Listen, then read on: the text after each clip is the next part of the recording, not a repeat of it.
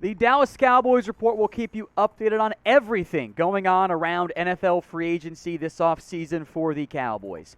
Only about a quarter of you, about 25%, maybe as low as 20% actually, have your notifications set to all, meaning you will miss out. You won't get alerts every time we do a video, even though we're doing multiple videos a day for you guys at this point. So double check that. Make sure your noties are set to all. When you first subscribe, it defaults you to personalized. You won't get all of them. Once you're sure you're part of the noti gang, type me in the comments section.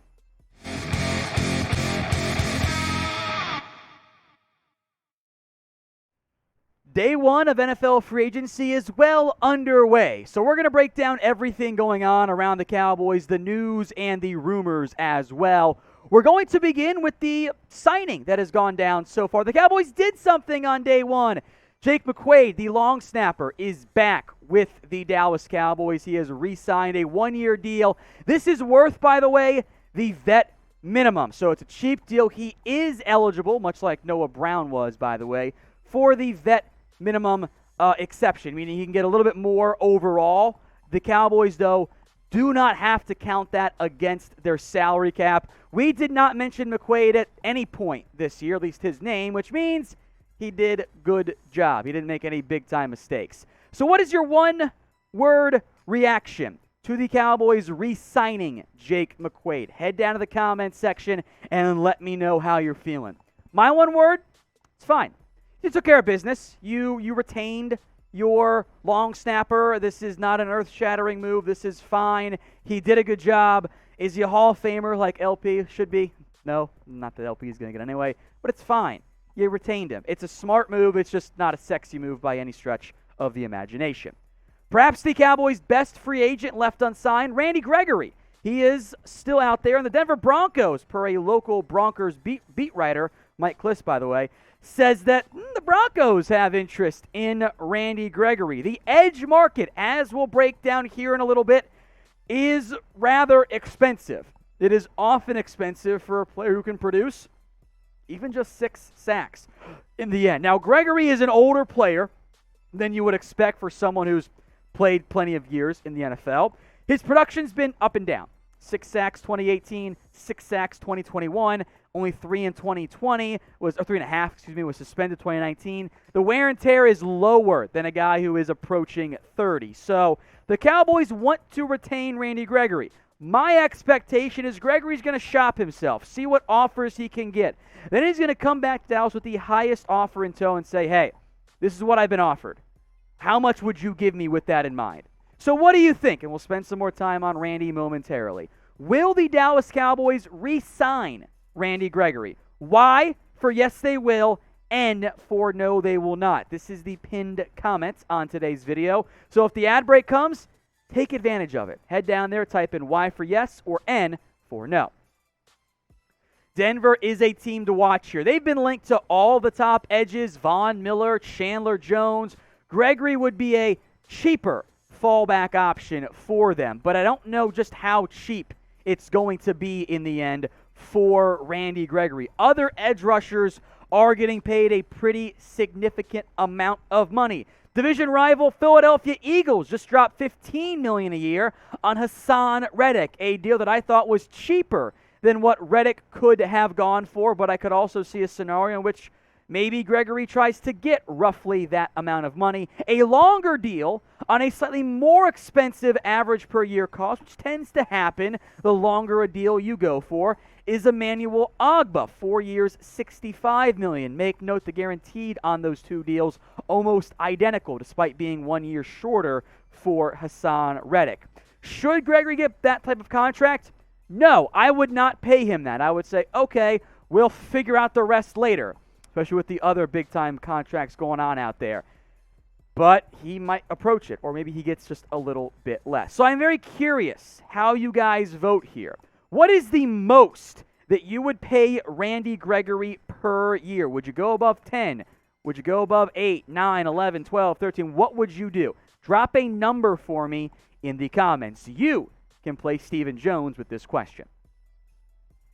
We've also got the Michael Gallup contract details here as the Cowboys getting focused on the other stuff with Randy Gregory. The Cowboys have officially re-signed Gallup, and as often is the case, the actual details are a little bit different than the initial report. It is still a 5-year deal worth $62.5 million, but it is up to $62.5 million. The base deal, meaning the likely to be earned numbers, is $57.5 million. There is, of course, still $27 million guaranteed from that standpoint. So this is the contract setup overall in terms of the cap hits by year and the dead money. We'll stick around with it here. This is, in reality, a 2-year deal worth the $27 million in terms of the guaranteed figure. His cap hit this year is $4.52 million. Now, there are roster bonuses and other unlikely to be earned incentives. The way the total of $1 million roster bonus works is that for the cap hit this upcoming year, you're owed what you played last year. That's how the likely to be earned side of it works. So all of a sudden at that point, you're sitting and staring at a $4.52 million cap hit. If it goes a little bit, if he plays all 16 games, there would be an extra $500,000 or so due for 2023. $14 million cap charge for Gallup next year. Then there's the out after 2 years. $11.5 million cap hit, $6 million only in dead money. You could move on from him if the injuries are a problem. This is a cheaper version, in the end, of the Amari Cooper contract. You can bail after 2 years if you need to do so. That is an option for you from that perspective. It gets a little bit higher, 2025, 2026, and 2023, they'll probably make a decision. If they like the way Gallup played this year, they'll probably restructure that contract, bring that cap hit down to like 7-ish, maybe even less than that million, and spread out that extra money into 2024, 2025, 2026 would increase the dead cap hit. But I will also make note there is a $4 million injury guarantee in 2024 that would then vest early in that league year. So 2-year deal for sure for Gallup. Then the Cowboys can make their decision to keep him or dump him like they did Amari Cooper. Maybe you feel better about the Michael Gallup deal and worse about the Amari Cooper one in light of the bag that Christian Kirk got from the Jacksonville Jaguars. 4 years, $72 million. That's $18 million per year, worth up to $21 million per year. A shocking figure for Christian Kirk, who's good, but maybe not the best one out there. So I was quite surprised by that deal. Welcome to free agency. So now we know the nitty-gritty of the details on the Michael Gallup contract. Grade it for me. How do you feel about this one?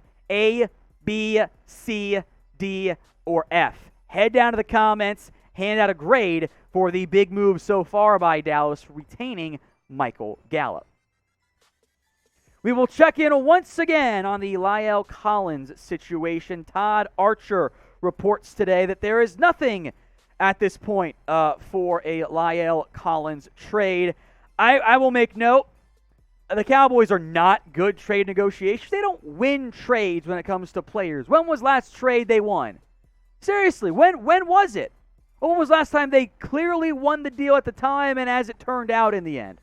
It seemed like they won it for Cooper for a little bit, not initially, but then they, of course, moved on from him. They got nothing back for him. I would not be surprised if the Cowboys do not trade La'el Collins. The reason I believe this got leaked, the Cowboys were shopping him, because they weren't getting very good offers. And they keep mentioning, well, we could just cut him, save $10 million. That, to me, is indicative of a move the Cowboys could make in an attempt to drum up more trade interest. There should be value there. Cowboys aren't good trade negotiators, though. We know that. They haven't been good in that area. Spend some more time here, but first, what do you think ends up happening? Will the Cowboys trade La'el Collins? 1 for yes, or 0 for no. Let me know what you guys have to say right now in the comments section. The likely plan here is pretty clear. The Cowboys will move on from La'el Collins. They don't save much in a trade, barely $1 million, but they will be able to simply, get a draft pick back. That'd be nice. Or if you do post June 1st, save $10 million, you can carry that over and, of course, pay your draft class. Either way, expect Terrence Steele to take over as the new right tackle in Dallas.